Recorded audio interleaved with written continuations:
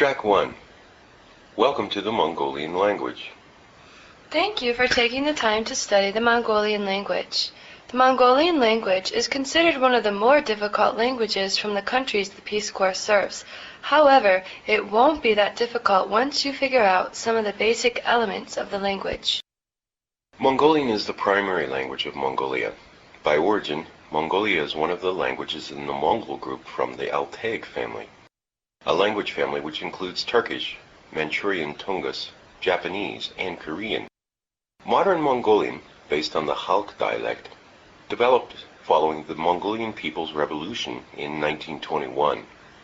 The introduction of a new alphabet in the 1940s developed along with a new stage in Mongolia's national literary language. Mongolians still use two types of writing, the classical script and the Cyrillic alphabet. The classical Mongolian alphabet, which is written vertically, is a unique script used by speakers of all the various dialects for about 1,000 years. In spite of increasing interest in using only the classical alphabet, along with the decision by Parliament to use it for official papers, the majority of Mongolian peoples use the Cyrillic alphabet, which was adopted in the early 1940s. The Mongolian language is classified as agglutinative, which comes from the Latin root word agglutinate, meaning to stick on. The two most important characteristics of agglutination are: 1. The word stem doesn't change. Instead, grammatical changes are made by adding or sticking on suffixes to the word stem. Number 2. Every suffix and case ending expresses only one grammatical meaning. Mongolian does not have prepositions. A lot of English prepositions are expressed in Mongolian with a case. The cases demonstrate the kind of relationship the two words have. Other characteristic features of the language are: 1. The word order of a sentence. Subjects and objects precede verbs. Verbs are often located at the end of the sentence. So you would have something like subject, object, verb. 2. Genders. Genders are based on vowels, which can be either masculine, feminine, or neutral. Vowel harmony is the main law of vowels. 3.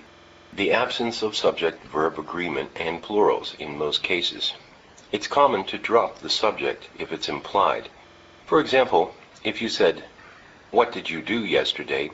it really would be something like, "What did do yesterday?"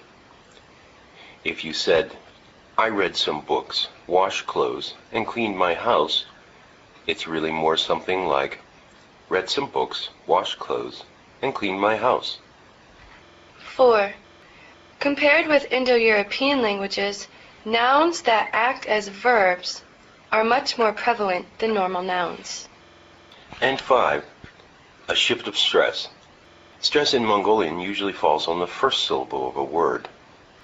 With the following basic survival phrases, we'll try to give you a brief introduction to the Mongolian language. By reading the following pages and listening to the tape while repeating the phrases and words, you'll see what the Mongolian language looks like and how it sounds. If you choose to come to Mongolia, you'll be provided with more information about the Mongolian language, and you'll get a lot of resources to help you with your studies. You'll also receive intensive instruction in Mongolian by native speakers during pre-service training. The documents included with this package list several useful books and websites.